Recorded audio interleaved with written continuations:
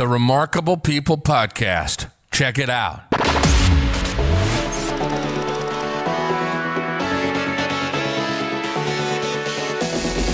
The Remarkable People Podcast. Listen, do, repeat. For life.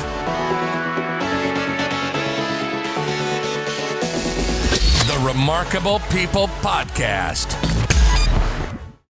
Hello, my remarkable friend. Welcome to this week's episode of the podcast. Today's guest is amazing, and you're going to love him. He talks about growing up a military brat, being the oldest of 5 boys, how he had forks in the road and how to make decisions. We talk about leadership and the differences between pushing and pulling people. We talk about mindset and perspective and paradigm and just the joys of being a dad and tips of how to do it better and so much more. Today's guest is someone who had a journey where he had career changes. He is an expert at what he does and built a large organization that's successful and works with clients all over the globe. But today he shares his personal story and journey so you and I can not only be entertained, but most importantly, we can learn, we can apply, we can grow. And then he even shares his email address and personal information at the end so you can reach out to him, continue the conversation, because his mindset is just like the podcast mindset, to help one another grow and to glorify God and to enjoy the journey together on the way. So at this time, get your pens and paper ready because our guest today, Mike Hutzel, is going to share his life expertise so that you can be next on the show, or maybe we'll never hear from you, but you're impacting millions of lives. Or maybe you'll be all over the TV and we'll hear all about you and we'll get to find in heaven that we were the catalyst that you used to change. Whatever the situation is, we're not looking for glory or fortune. We're only looking for your benefit for God's glory. So we love you. Thanks for being here today. Share this with your family and friends and enjoy this episode with our friend Mike, because if you listen through to the end, you're going to get some great quality content to change you for the better. Enjoy. Hey, Mike, how are you today, brother? I'm doing well, man. Yourself? Man, I'm doing fantastic. It's been great talking to you a little bit off camera. Our listeners from around the world just heard a small bit about you, and they're excited to hear your episode. So thank you again for being here today. And we always ask the same question to start the show. The people who've been with us for years, or the new listeners, if they listened to the intro, they know the show is about the past, the present, the future. It's about the story, your journey as a man. And we're going to stop along the way and just dissect your life in a way and try to figure out not just how you overcame things and achieved success, but the practical steps of how you did it so our listeners can too. Saying that, if our listeners were going to hang with you for this entire episode, what's one truth that if you're like, you got nothing else, this is something that's really important that we're going to communicate and share today? Yeah, I would say that the concept that my spiritual advisor gave me a number of years ago, and it's a question you can ask yourself. And the question is, who needs me today more than I need me? That's a paradigm shift I use in my personal life as a family man, as a professional. Oftentimes when things are going crazy or not going the way I would want them to go, I always stop and ask myself, who in this situation needs me more than I need me? And I hope your listeners can get some value out of that.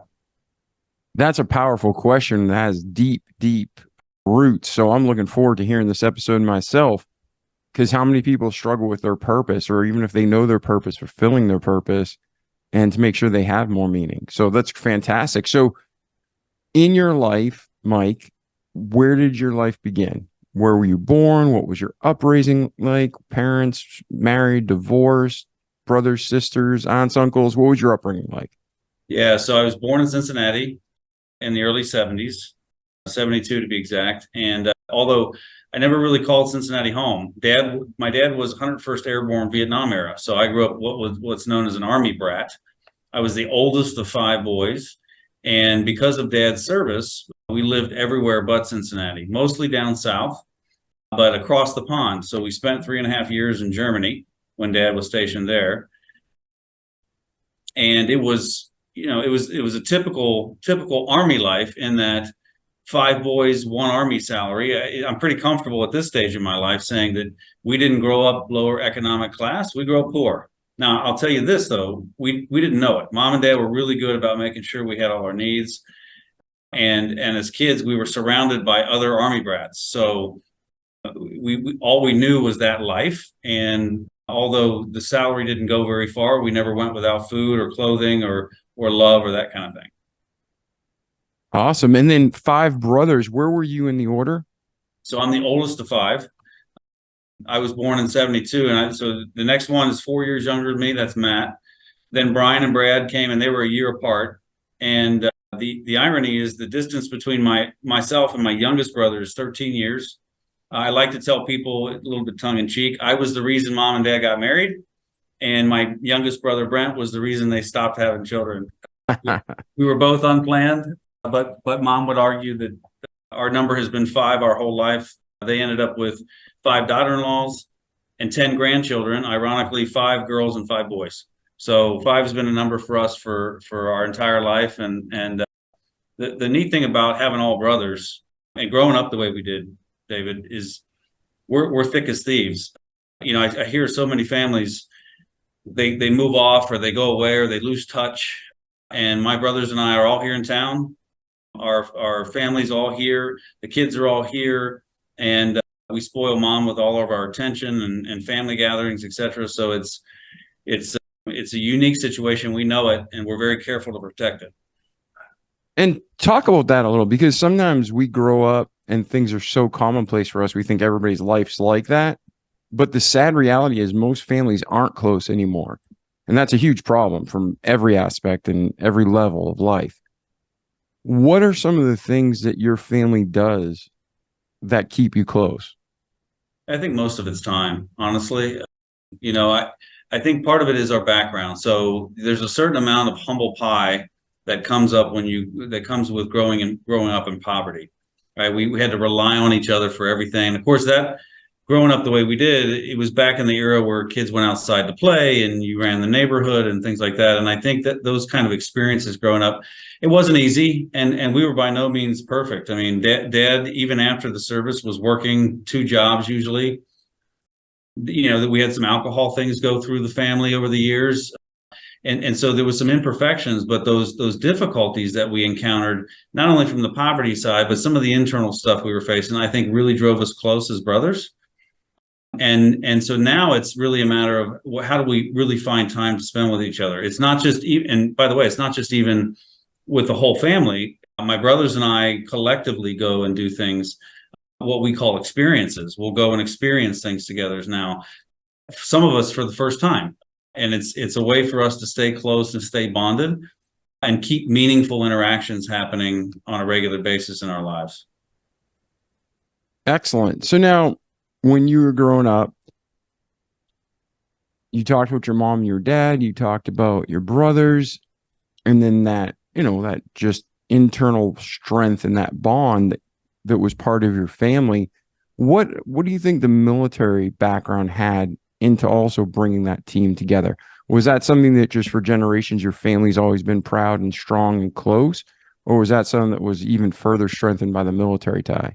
Yeah, it definitely was strengthened by the military tie. I mean, I do a lot of speaking, David, in what's known as the veteran-owned business sector.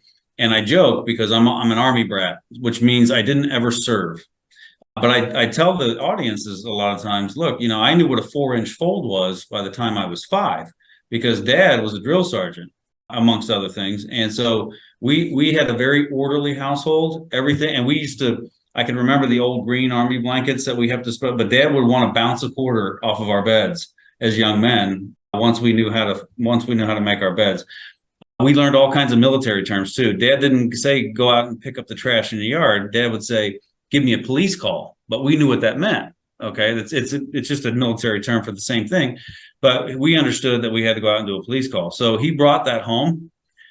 And I also think in retrospect, as I think back to why I'm an entrepreneur and some of the things that places like Forbes and Entrepreneur, they claim are in successful entrepreneurs, that perseverance and some of that chutzpah that comes along with the military life is part of why I think, ultimately I was a successful entrepreneur, because I grew up that way. It was always mounting the next obstacle, doing the next thing, and pulling people along, right? I as the oldest, I talked with my wife about this quite a bit, but I was always carrying somebody else's rucksack, right? I knew how to change diapers at a young age. I was making bottles. Because dad was TDY, which means he was off doing something for the service, and mom was alone. Well, me as the oldest, I had to take on some of those responsibilities, and my brothers did as well. As they grew older and older, everybody got more and more responsibility because dad was gone. So it was, and from the military aspect, the other thing I would say, which I really appreciate now, because we moved so many different places, it taught me a couple things. One was the world's a very small place. Two is that not everybody's like you. So that holds two really things for me. One is that I have to be comfortable in my own skin no matter where I am, but that I also have to appreciate people for where they are, or who they are. So things like racism or sexism or bigotry or not, that didn't have a place, because you had to go to the next place and you had to learn how to figure out how to work with the people who are around you. Learn, whether it was kids in school or sports or whatever it was, we had to know the next place. And so we had to hold on to who we were, but we had to understand we were going somewhere where we were going to meet brand new people who were probably not going to be like us. Yeah, and that's such a privilege, and to have that balanced mindset from a child, that's such a great thing, the way it should be. Today, our kids are programmed all over the world, not just in America. Just the term, like if you mentioned racism. I mean, that core of that whole concept, we all use it and we all understand what it means, but there's only one race, the human race. The actual term itself was designed to divide people. And it's something that bad people popularized, and preachers from our pulpits use it today, but it's really an inaccurate term. There's one race, the human race, and that's one of those terms that further fuels division, but everybody uses it and we all know what it means. But if we really break it down to the core, that's a problem. There's different cultures, there's different nations, there's different subcultures, but everybody bleeds red, man. Well, No, blue or amen red. to that. Amen to that. And I'll tell you that we just didn't even, when we moved back to the States, again, we moved into a very humble community, and it was right before I started high school. I went to a very quote unquote affluent high school here in town, but I had to pay my own way. My parents couldn't afford to do that. So my first full-time job was for the school the summer before my freshman year, and all of the pay that I was supposed to get went to the tuition. But I remember thinking how beautiful this place was and how diverse it was. And it just never dawned on me, because of how we were raised. Again, people from every time we moved, it was people from everywhere else. So everybody was sort of a foreigner. But the common thread we had was the green of the Army, right? It didn't matter what race we were. And that's how we were raised. And I think it carries true today, and it's carried into the grandchildren. Mom would attest to that for sure. And I just think it's one of those things you just can't even afford to be racist, because you need to rely on the people that God's given you in that place and that time. Yeah, I agree 100%, like 100%. So there's some shows where I already get like, I will have questions and I feel the leading, like, oh, I can't wait to ask Storm ask this. And I don't want to get ahead. Like in a lot of people's story, we go chronologically. I don't want to jump through and pull back. But at the same time, you made a great statement and you talked about pulling people. And in leadership, you can push and you can pull. And most people don't ever understand the difference in the types of leadership, and let alone have a good leader.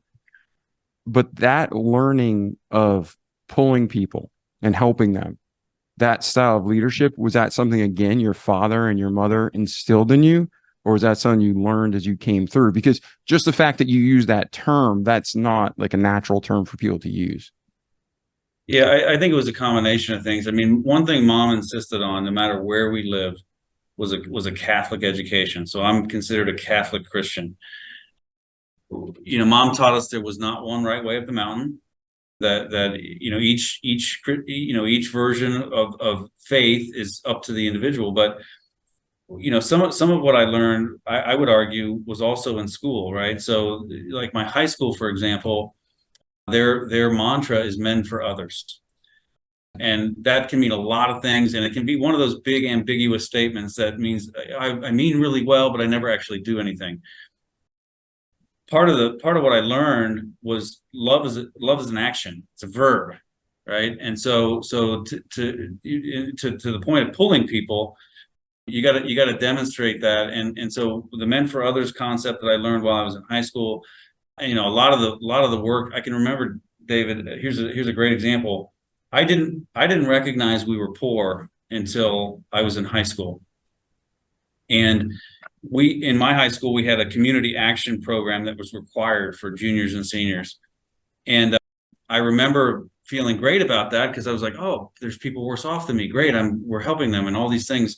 Well, one of the times we had a trip, we had a food delivery around Christmas time, and it was in my neighborhood. So the family I went to pay a visit lived 2 streets over, and we were the seniors were delivering groceries to that family, and it dawned on me at that moment that these were neighbors, right? And so I think that aspect was a combination of my parents for sure. I think being the oldest too, frankly. I mean, my brothers might have a different opinion on that, but I really think just that pulling them along was my first job, or one of my first jobs anyway. And then at the high school level, reaching out into the community and pulling people, letting them know that somebody was out there that cared. And then, of course, as I got older, that became more and more instilled, which is why, for example, I'm a Knight of Columbus and have been for 20 some years. And I'm a lay spiritual director for the Christ Renews His Parish. Those are all pulling, right? Those are all pulling men towards God. And I'm doing a lot with men's ministries. Why? Because I believe that if men could honestly be vulnerable with one another, authentic, we'd have less war, we'd have less conflict, we'd have less crime. So, I focus on men's ministries because I want men to know it's okay to be vulnerable. Yeah, I personally agree with that. There's equality among men, like mankind. But Brother Charles Homeshire was probably the godliest man I've ever met. And he used to tell us, he's like, you're a man, focus on men, everything else will fall into place. He's like, if you help create men, they'll have their wives, and women will follow them, and everything will fall into place. So I think you're super wise to focus on the men and the leadership. Well, and I think for women, it's amazing to me how naturally it comes where they can bond with one another and just be so forthcoming about what their feelings, or if something tragic has happened. Men, especially my generation, Generation X, right? We were taught to rub dirt on it, button up, boys don't cry. And I get all that, right? I mean, that was a generation, and no big deal. I certainly wouldn't change a thing about how I was raised. I'd take all the bumps and bruises a second time just to be here today. But the reality there is just being able to have that place, right? Whether it's just a single one-on-one relationship where you've got a brother in Christ you can be vulnerable with, or a small group, or something large like the Knights, or whatever it might be. But it's just that opportunity to be authentic, right? Because what do men typically do? You meet a new guy, and what's the first thing out of their mouth? Well, what do you do? What sports do you follow? Right? These superficial level stuff. It's not, what's your faith journey like? It's not, what's the most emotional thing you've overcome in your life? Because that takes time. That takes ministry, right?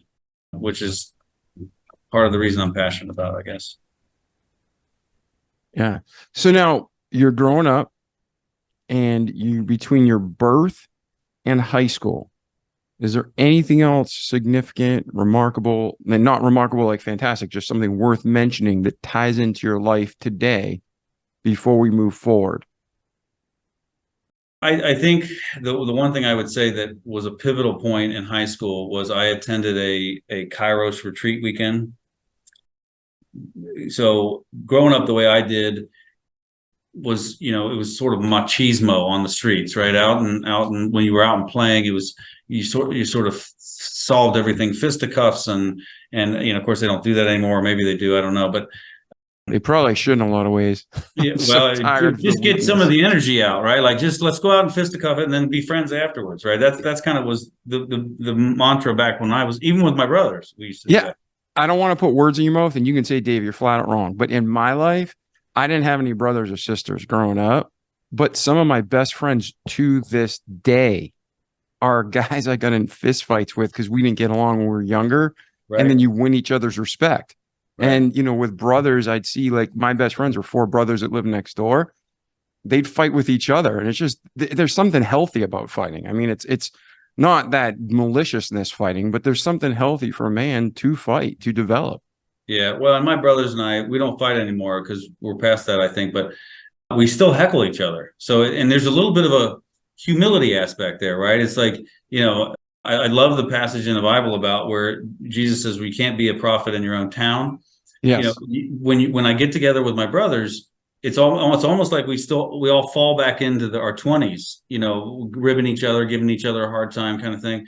But man, I wouldn't trade that for the world, right? It's just something that it's not only humility, but it's a little bit of, there's almost comfort in it, right? Because there's a little bit of banter back and forth kind of thing, anyway, all that to say, there was one pivotal moment. It was a Kairos retreat weekend and it was an all male high school that I went to. And it was the first time in all of my years of growing up, because I was the quintessential jock. I was also terribly book smart. And that was a bad combination because I thought my ego was the size of Florida. Okay. And so when I attended that first Kairos weekend, I can tell you that was the first time I wept in front of another man. And these were my football buddies, right? So it was really unsettling, but I really believe that it ended up doing a few things for me late in my high school career that probably saved my life. And do you want to explain how so, or do you want to leave it at that? Yeah, well, I can say this much because I don't want to belabor the issue, but I was running on a track where I was in two worlds. I lived in a very poor neighborhood, and most of the friends that I had on that side of my life are either dead or in jail. The other side was this sort of ivory tower on the hill where all these rich kids went to school. I was the kid from the other side of the tracks who happened to be smart enough to do all that, and I had going for me that I was an athlete. So they made exceptions for me, but I was constantly in this dichotomy of, well, I can accomplish these things, so say the Jesuits, but then I'd get home and I'd be running the streets and things. And the Kairos weekend really pulled me out of the idea that I was kind of going down this path with my older neighborhood friends that probably wasn't the best for me long term as a man or a person. And so that weekend was a pivotal moment that just kept me from going too far down one road because I was well on my way. All right. And now for most 18-year-old American men, they're thinking at this point, where do I go to school? What do I do for work? Do I join the service? Who am I going to marry? We're thinking all these major life decisions at that age because the society we're in, good, bad, or ugly, that's how we're groomed, right? Yep. What are you going to do? You're 18. Where are you going to spend the rest of your life after they just punched us through a system that's really broken, right? Go to school, become a workaholic, 8 to 5, do homework. And like you said, you do sports, extracurricular. It's just go, go, go, go, go. So now you're 18. You got a choice to make. You already have a father who's in the military. Where does your life go from there? Yeah. So one of the difficulties and the challenge, and I would not change one thing about how I was raised. My parents were not in a position to pay for school, which meant I had to pay for it. I paid for my own high school, and then I had to pay college tuition. So I had a very unorthodox college career where I was working full time and I was going to school full time. And it's not to say I didn't do my fair share of partying, because I surely did that.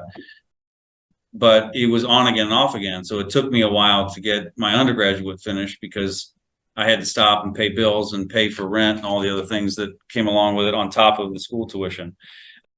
Honestly, I was probably the most single guy you would ever meet. I had no, like, the thought of marriage and part of that was, David, I had carried this load with my younger brothers and picking up all these responsibilities as a very young man, even an adolescent to some extent.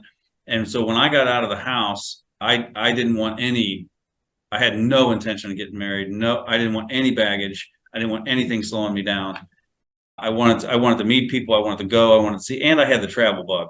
So because of being raised in the military, I would see a show or something, and I would be like, I've never been there, and I would drop trowel and I'd just take off and go. Some of the best memories I have are road trips with my brother Matt on a whim's notice. We just pick up and take and go for a week, go for 3 days, whatever it was. So I call it 18 to 25 period of life was very unorthodox. Again, I wouldn't change it. I ended up on the Navajo reservation for a couple of summers doing mission work, like, just all kinds of stuff I found. And frankly, that was also a time where I was very far away from my church or my faith. I was spoon fed it coming up to your system, punch you through a system. Well, I had 12 years of Catholic education, right? Everybody telling me about God and this is the rules, and I had had enough of that. So I went out and did my own thing. And then, I don't want to sound cliche, but I took a role with an organization that took me to Columbus, Ohio, and that's where I met my wife. I'm absolutely sure I knew the day I met her, and that I know how cliche that sounds, so please forgive me. But no, that's real. Some people know the minute they see it. I don't doubt that at all. I was still telling myself, no, Mike, that's not you. That's not. I mean, internally, I had this battle going on. I was like, that's the girl. I think I could marry that girl, and I'm like, no, you're not getting married. You're not. Remember, you're staying single, and you're gonna. But God did put her in my life. I mean, and I know that also sounds cliche, but I married my best friend, and we have a relationship, man, that I just can't even. A lot of times I have trouble to just describe him because it's just so authentic. It's so. I mean, if we've had 5 arguments in our entire marriage, and I'm not saying we're the cleavers or something, right? Like, I'm not pretending we're perfect or all this. We've had our issues, but our friendship is what I think is so strong. And I met her, and that's another pivotal moment where I was working my way up through a career as being a chef. That's how I paid my way through college. I had to get a real job working full time and go to school full time. So the culinary aspect appealed to me. I got to open restaurants for Brinker International for a long time. That's how I met her. And then she looked at me as we got a little serious in our dating, and she said, I can't marry a restaurant person. That's a single person's life. And so, believe it or not, I have a master's degree because I didn't know what else to do with myself, because she was going to get her master's degree, and she said she couldn't be with me if I was going to stay in the restaurant business. So I quit being a chef, and I enrolled in graduate school just to kill time. Best couple of years of my life, though. I enjoyed it quite a bit more than undergrad, but I literally got a master's degree because misery loves company. I thought to myself, if I don't do this now, I'm never going to do it. So I did it. And just to stop real quick, Mike, we're blessed with listeners from all over the world, and not everybody has our paradigm and understands.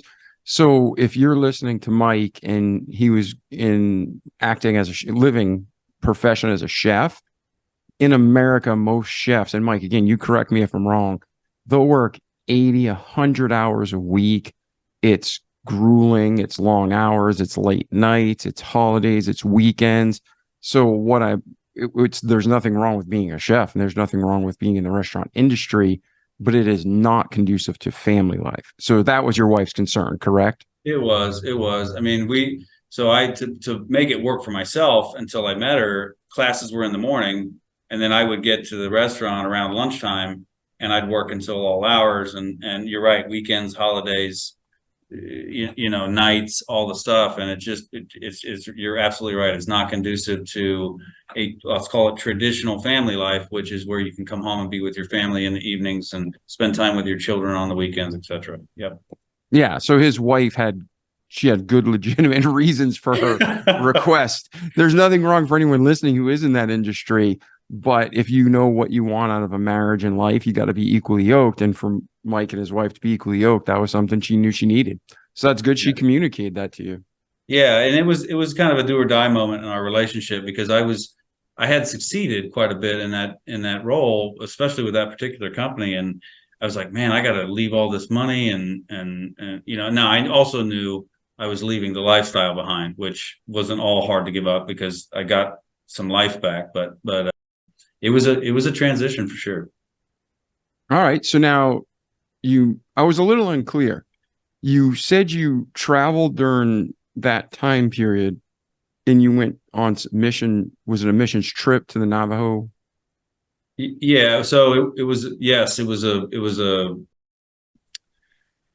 yes and no. So it was a mission trip, but I was on the Navajo reservation for a couple of summers. Yeah. Okay, but that's not where you met your wife.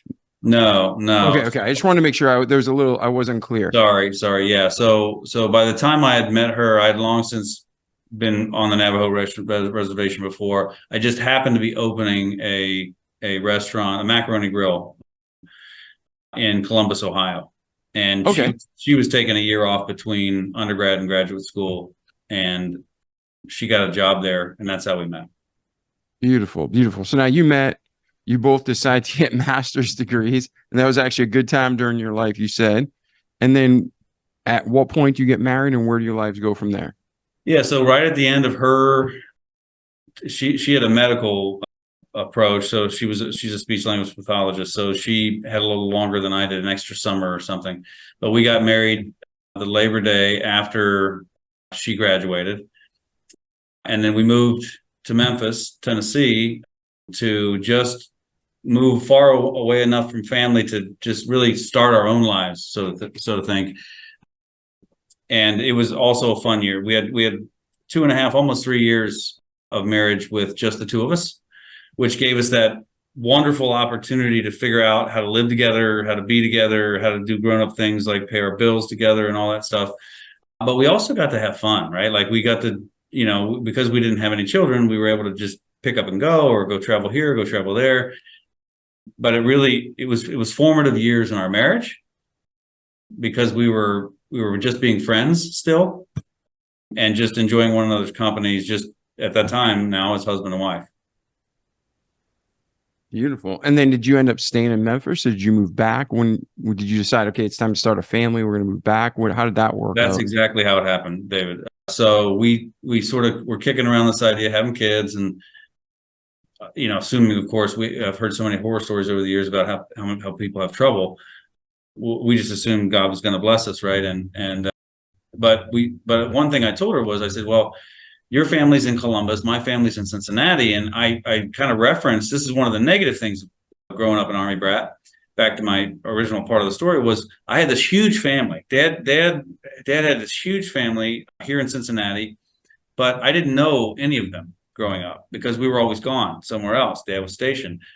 So I told her, I said, well, one of the things, if we do decide to have children, one of the things I really want for our children is to know family, to really grow up around family. And so that brought us back to Cincinnati, which is where we've been ever since. Okay. And then besides marrying a great woman and having children, what was your life like? What was that leg of the journey? Yeah, so it was work and work. I mean, I was in this industry working on the business. Well, hold on. Make sure you go to the transition, because last time we were talking, you were the chef and you were going to transition out. So what did you transition to and how? So I came back into the industry that I'm in now, which is the marketing and customer service world that I'd known really through high school, et cetera. That was a part-time. I was just think of it this way, David. My entire career, from pretty much the time I started high school until now, I've had pretty much a full-time job in some industry or another. So the reality there was I decided to get back into the industry I knew that was more normal, which was working 9 to 5, and I got back into the customer service and marketing world. And I had already known it was something I was familiar with, and so that part was, and it was decent money to start potentially trying to raise a family. So that happened when we moved back here in 2000 or 2002, excuse me, and then really we did the the whole we're going to start trying thing. And we did. And I got up to the plate and hit a home run right away. And that was a blessing and a curse, by the way. But I have to tell you, anybody who knows me, David, one of my favorite life choices ever is becoming a dad.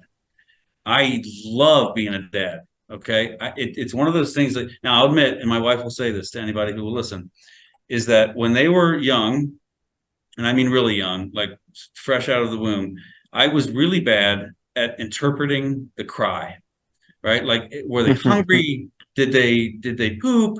What happened, right? As soon as they could look at me and say, "Hey, Pops, I want a PB&J with the crust cut off," I was great. I was like, "Yeah, okay, sweet. You want a double decker chips with that? How do we go?" And one thing I am also glad of is that by making the choice to move back to Cincinnati, we rediscovered our faith together as a couple, because we made the conscious decision that we were going to put them into Catholic schools. And I promised myself that I didn't want to be the parent who just wrote the check. I wanted to be that dad that coached, that dad that was involved, that dad that did the Cub Scouts and all the stuff. And so it kind of forced us back into a regularity with our church. And it's one of the best things that's happened to us as a family, because I look at my sons now and I think about how well balanced they are and how respectful they are of authority and their mother and just family and traditions and things. And they, they're 20 and 18 now, David, and they still get up and go to church with us when they're home without any, that's teenage years. So that's a big deal, right? Like the fact that, most of their friends won't get anywhere near church and they tell their parents to pound salt. My boys get up and go to church with us. Yeah, that's awesome, because the most important relationships is ours with God. And then to have family, those are tremendously important. But then to worship God together and have that triangle, man, that's just beautiful. Well, and I think here's a cool side note. So one of the things we started doing years ago is going to church on vacation. Because people think about vacation, I'm gonna sleep in and I'm gonna party, or I'm gonna go to the beach, or I'm gonna whatever. And I had heard a witness years ago where a guy who worked for GE, traveled the world. Part of his witness was I anytime I could, I went to a Catholic church just to see what it was like. How did they worship? How did I look at the architecture? Well, I took that little nugget, put it in my shirt pocket, and I started applying it to our vacations. And I can't tell you how many times somebody has stopped us on vacation in the aisle and said, "Are those your boys?" And I said, "Yeah." It's amazing they go to church with you still, and you talk about a compliment, but I think to myself, it's just who we are. It's just this, we're Hutzels. We go to church and that's what we do. And it's not church for church's sake. We're going as a family. Right. And so it's something I cherish. My boys still roll their eyes, but they are 20 and 18. So yeah, I understand. To do that. Yeah. So you had a solid mom and dad. You had brothers. Now you're married. You got children. You had two boys. Two boys, Dylan and Sam. And then you've learned and witnessed and watched a lot of leadership. For the fathers, for the men, even for the ladies listening, what are some of the main, what's a couple other tips? Like you said, that I agree with you completely. Just because you're on vacation doesn't mean you're not that actually, to me, if you go on vacation, I understand sometimes you go on vacation and, you're in a strange land, or, it's like if it was my son's birthday and it happened to fall on a certain day and we only have time to be together on Sunday. God understands. I'm not saying you have to go to church regularly or it's like some kind of crazy sin, but God's still your God every day of the year, every year, of the, decade. And on vacation, there's no different worship. If we're going because we love God, we go because we go. So I think that's fantastic. But other just everyday practical leadership tips as a father that you employed, that you look back now and you're like, man, that was a really good decision. Or maybe the opposite. Wow, that was a terrible decision. What was I thinking? Oh yeah, no, I've screwed up for sure. I would tell you that the involvement that I don't know. I think part of it is because when you grow up with parents, I would say Dad was absent a lot because of either the Army or his work, which meant mom was over involved with, and just to keep 5 boys put together, she had us in sports all the time, just that mostly to keep us out of trouble. But what I learned from that paradigm back then was I wanted to be the dad who was involved. And I think that involvement, you know, my son Sam, for example, he still comes up when I get home from work. He's a senior in high school, and he'll still come. And as soon as I get home from work, he comes up and gives me a hug.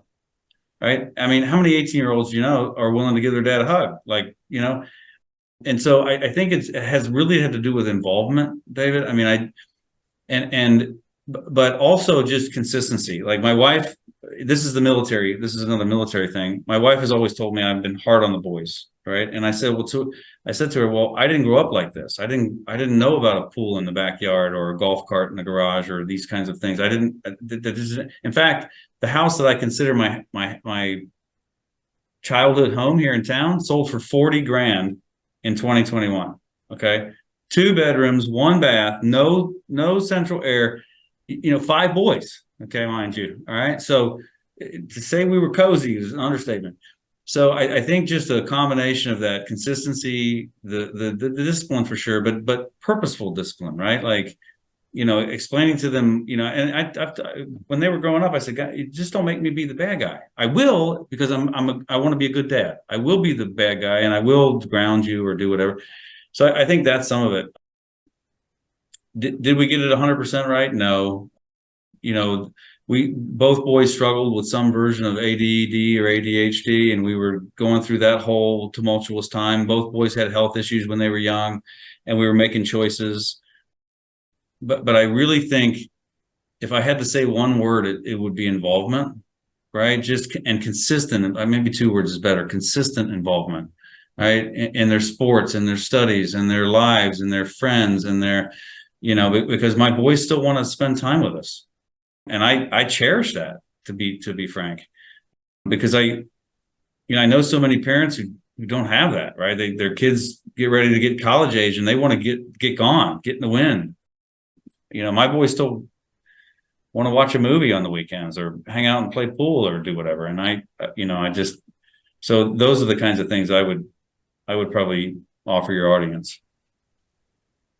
Yeah, no, I think that's fantastic. And then something you said, this is kind of a sidebar, if you don't mind. You mentioned earlier that your friends in your neighborhood, they all are either still struggling or literally ended up in jail. And that path was bad in the sense of like not the desired outcome for your life. Yep. And I know how I grew up, and I know a lot of people, you put 100 people in the same scenario, there's an average, right? You always have the 10% stars, the 10% dogs, and you get this average, right? That 80%. But for you saw and interpreted that same data, those same experiences that other people use for an excuse to stay stuck. Or maybe they just didn't know any other way. That is possible. They just never saw the hope. They never saw the light. They never saw a better way.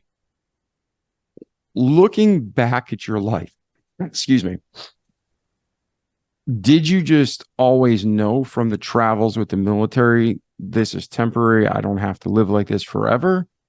Was it just a God-given drive inside of you to get out of that poverty? Was it something someone shared with you? What made you that, top 10% that got out of the poverty? Yeah, that's a great question. And the reason I ask, while you think about it, it's just because as humans, when I read my Bible every day. It's a perfect book, the living word of God. And you can read the same thing over and over again, and you can keep learning, right? Just how God made it. And at different points of our lives, same word, nothing's changing, but it speaks to us differently. But we can study successful humans. We can study success, and then we can apply those traits to our lives. And that's what this podcast is about. Not just how our guests, what they've done, but how do they do it so we can too. But when all we know for 20 years is poverty and, let's say, crime or less than motivated lifestyle and mindset, what was it that was inside of you that drove you for more? Well, so I mean, I would tell you that it's a puzzle.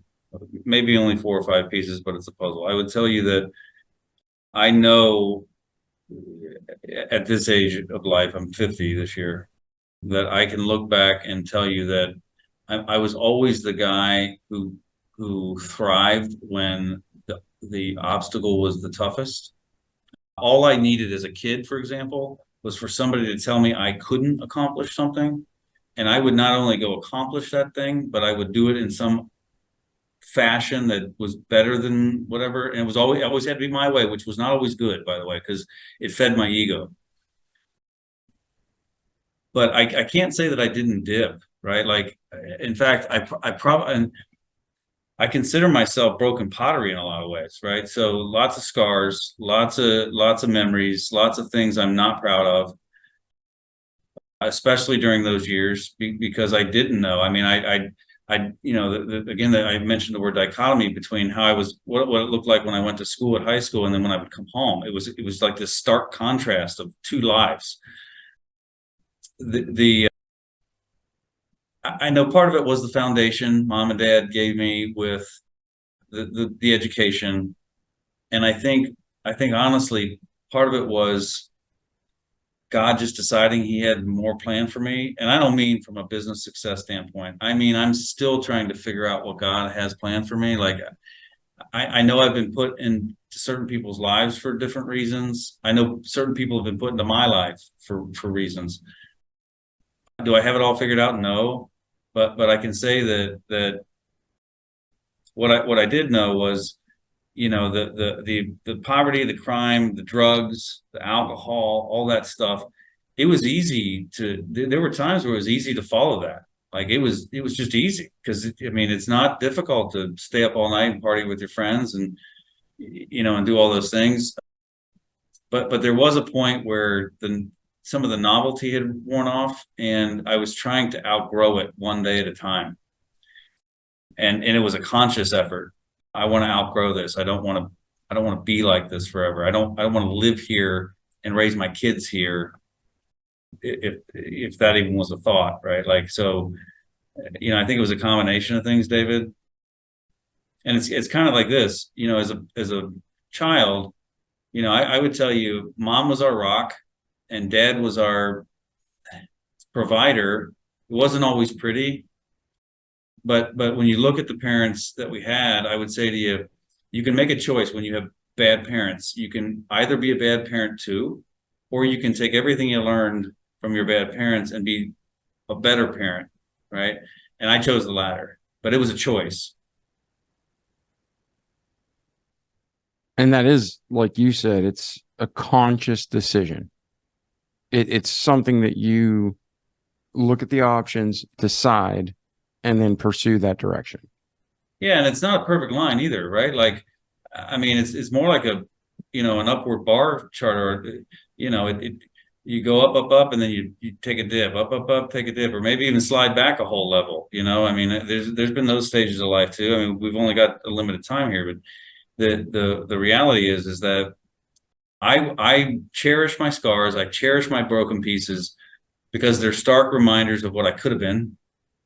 They're also helpful to me when the next challenge comes, by the way, right? Like, at the end of the day, most of the problems I face today are what I would call first world problems, right? They're client problems, or they're employee problems, or, about a month ago, we laid my dad to rest. Those are problems. There, no doubt, but they're problems that if you have a foundation and you've been through some trials and tribulations, you build skill sets and a little bit of muscle memory on how to overcome these things. It doesn't mean you're not going to be faced with challenges. It doesn't mean that some days aren't dark.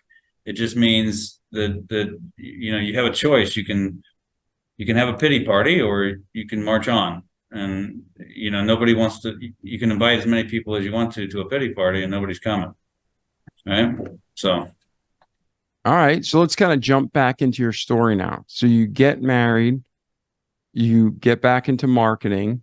Yep. Out of the restaurant industry. Where does your life go from there? Where did you work? Who did you work for? What did you do? How did you get to the point you are today? Yeah. So had a lot of good fortune in that I was really on the sales side for a very long time as a 1099 guy. So I knew a bunch of firms where I could, and that's when Templar started back in 2002, where I could be a part-time, let's call it a part-time salesperson for several different firms and have a nice living, right? So I had to hunt every day and all that kind of stuff, but I was back in the marketing world, and it also allowed me to work from home for quite a bit, and or at least have a very flexible schedule so that I could be that dad that I told you about earlier. The reality was I was focused on my family during that time. So really, since Dylan was born, and then I God and however way He did it, He brought me back into the church through a couple of ministries. The Kairos Prison Ministry, I got heavily involved in that. The CHIRP ministry, CHIRP stands for Christ Renews His Parish, and then the Knights of Columbus. So those three things were going on early in my marriage. And they were sort of forcing me to do more active things with my church. And it started to really create the faith journey that I'm on now. But it also helped me start making better and better business decisions, and then eventually roll out EagleONE and the organization we know and love now as our home. And it was that phase of life where I was balancing being a father, being a husband, and being a good provider. And I just had the good fortune of being able to do that in a very flexible way, because as anybody in sales knows, if you can sell well, then you can live well. And you can, if you're structured properly, you can have a lot of free time to boot. Absolutely. And then talk about, so between that point and today, is there anything else that we missed in your journey that's significant to make Mike the man he is? I'd say a couple of things. I mean, there's been a couple of health trials with my wife that have happened that really changed our lives pretty much forever. It had to do with a longstanding injury when she was younger, and it just kind of exacerbated a few things. I think the journey that I've been with my whole family and through Dad's cancer also had a profound impact on my life, not only from the cancer survivor. Dad's first bout with cancer was 23 years ago. The bout that he most recently went through, it wasn't even the cancer that killed him, it was the chemo. But those trials and tribulations that came along during, let's call it from the time I met my wife forward, are a large part of who I am. I think it's the reason I'm so driven, and my brothers and I are ever more close today because of some of the trials and tribulations with Dad and all the different cancers he had over the years. I think those times, as dark as they may be, really, really have helped form and frankly just made me be more appreciative of things, and be focused on the human element of what we do. At EagleONE, for example, David, we call it the EagleONE family. To the extent, I mean, this is how much we mean it. Most buildings you go into, it says employee entrance. It doesn't say that here. It says family entrance. And I go through the same door that all of our folks come through, right? And I'm the leader here. I eat in the same lunchroom, right? And I think it's not because we're successful that happens. It's because we've lived a life full of trials and tribulations, and we've had to overcome personal things and professional things. The business has had its own ups and downs over the years. I think it's those things that I'm most appreciative of now. And with all that we're doing today, as an organization, I really feel good about, and Diane, my business partner, whose mom, by the way, we're most proud of our culture, right? And I don't think that comes naturally. I think you have to, this is my personal opinion, I think you have to go through certain things in life that are challenging to make you appreciate something as simple as calling your organization a family. I think that's very well said. And you mentioned EagleONE. Explain to the audience, what is EagleONE? Sure. So most people from the outside in, David, would call us a full services marketing firm. They might also call us a BPO.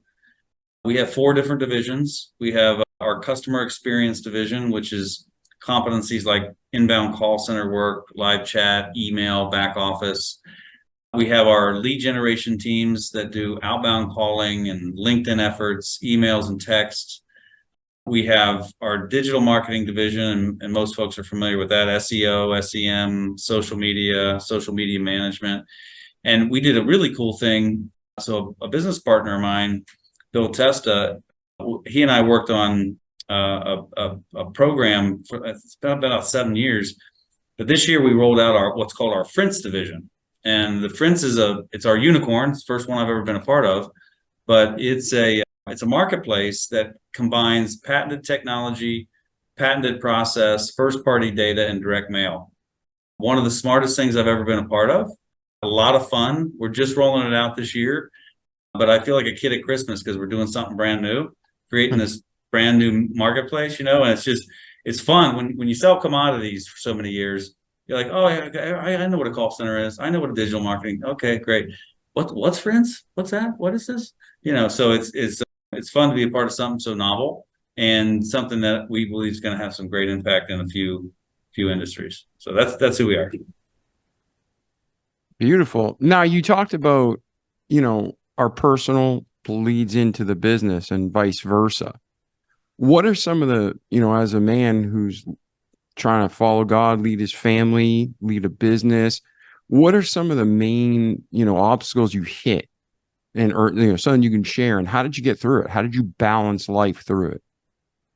Yeah, so I'll answer that in reverse. So one thing I found, so as a Catholic, we have a rosary. So I'm a big believer in my morning rosary. I also attend Mass quite a bit during the week.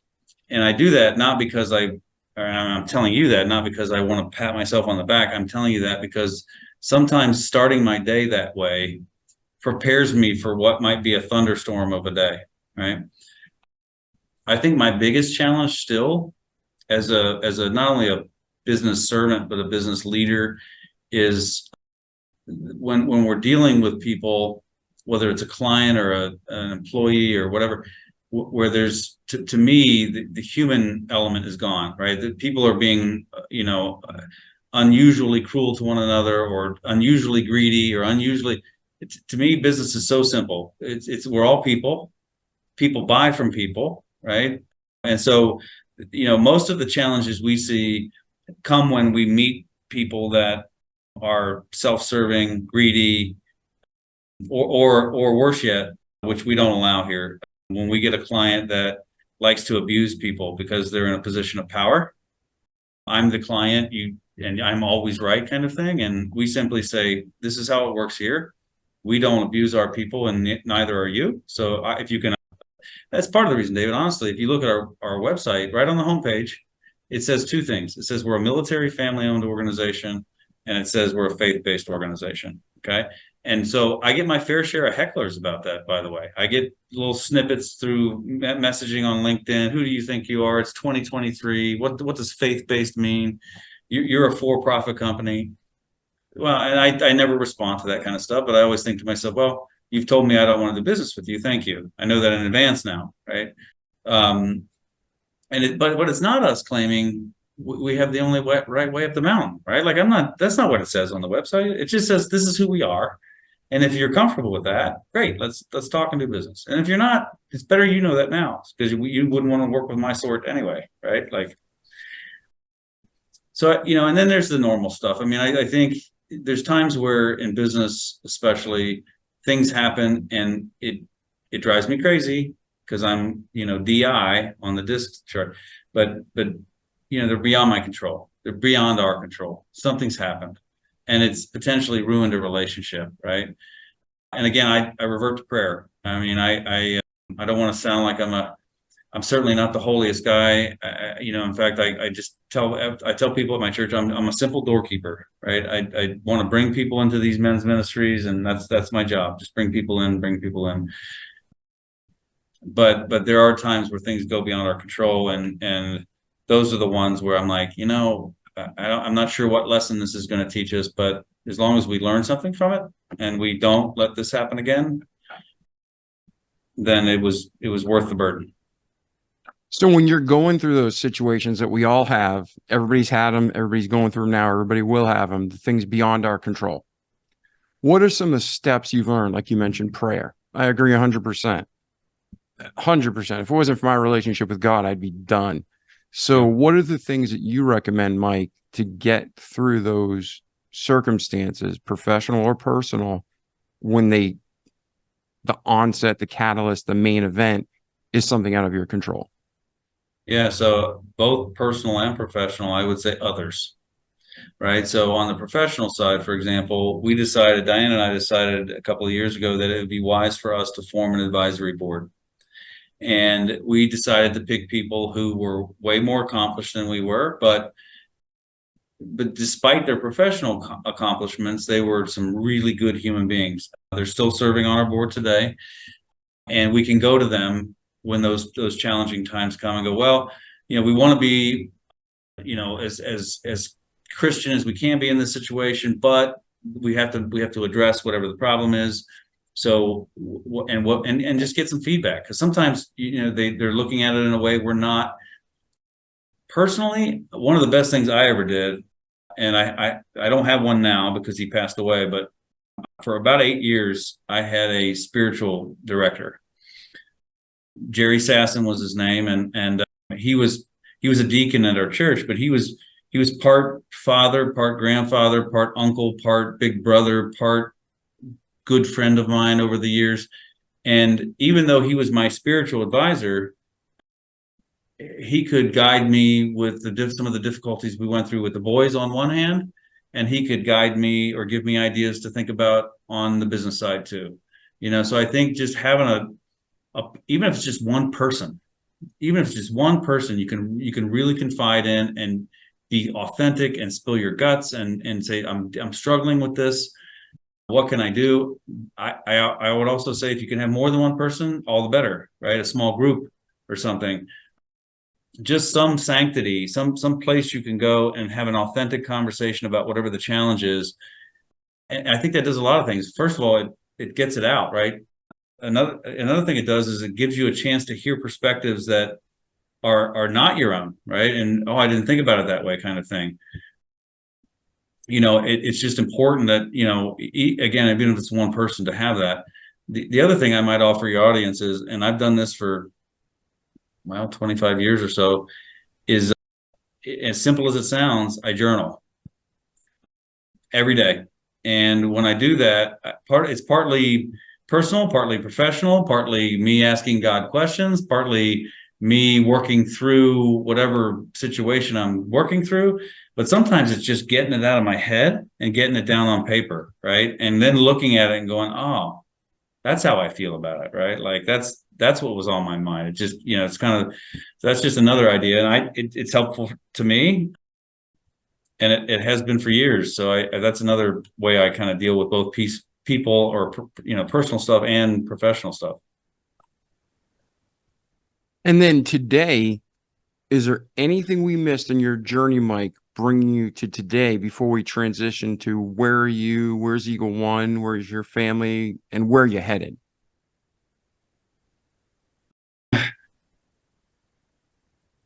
The only other thing I would offer is, part of my faith journey has been searching for the next book, searching for the next, spiritual mentor, searching for the next retreat. I think the healthiest people I know are not only continuing to grow and learn and all those things, but they're hungry for more, right? They're hungry for what's next. And I would say that served me really well up till now, is just to continue to be a student of life, a student of faith, a student of business. It's really just, it's brought some wonderful things into my life over the years. Amen. Well, where are you headed next, Mike? How can we help you get there as a remarkable community?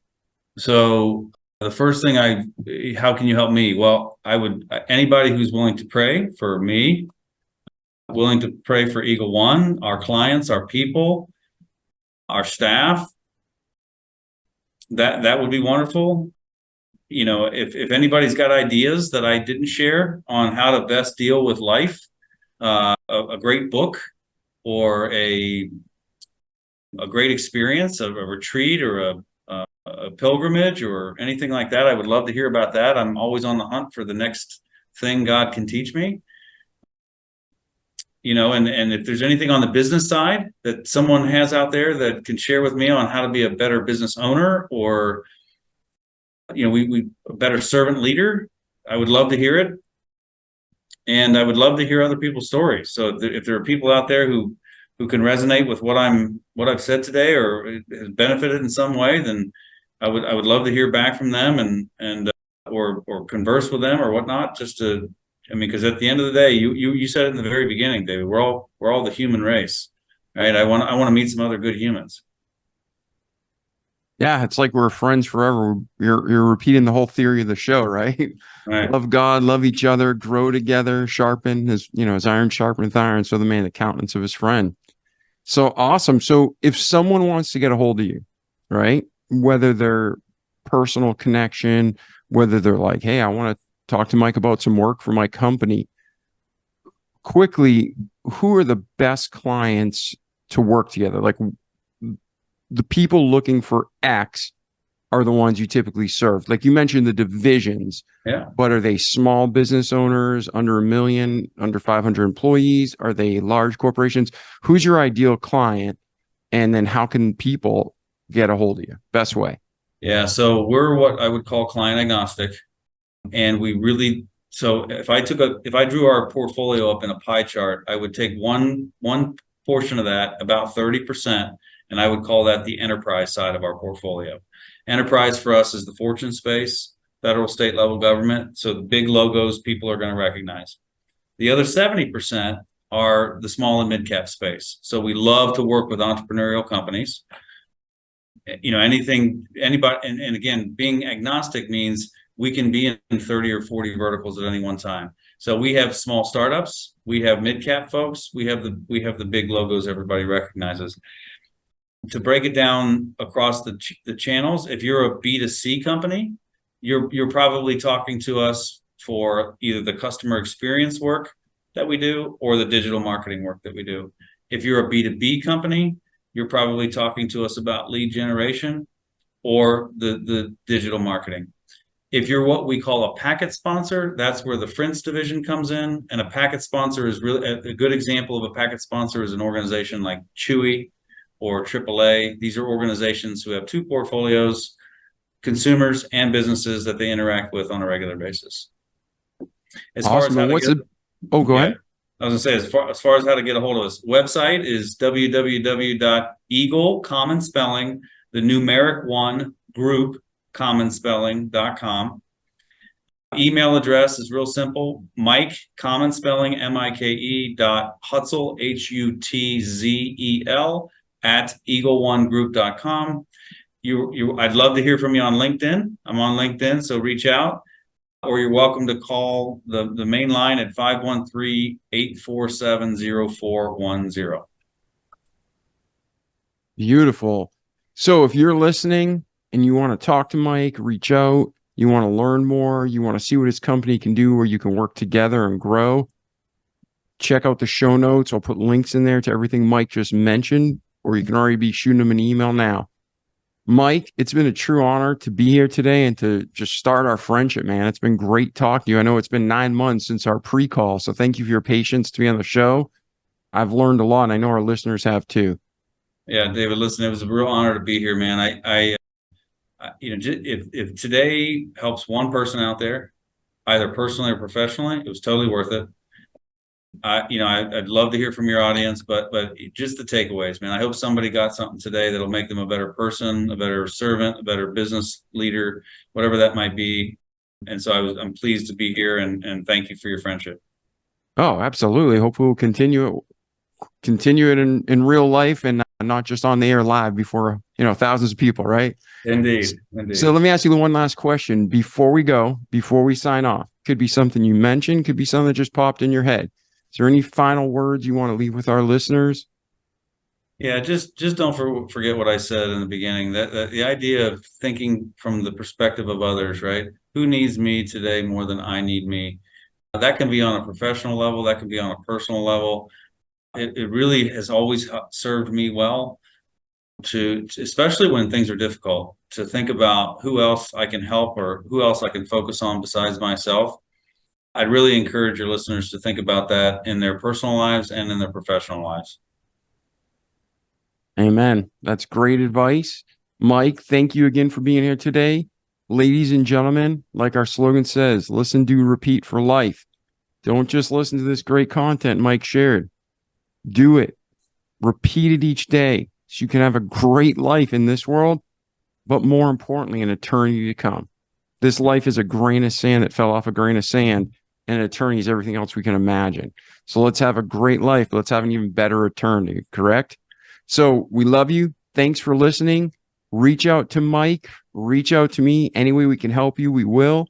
And then check out our next episode. Share it with your friends and family, not because we're trying to be rich or powerful or have influence. Honestly, our only purpose is twofold.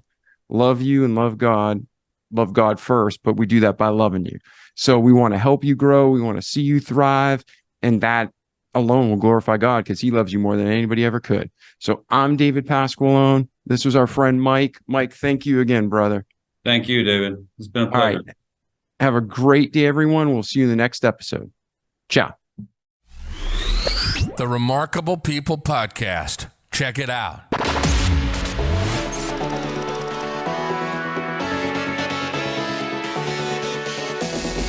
The Remarkable People Podcast. Listen, do, repeat for life.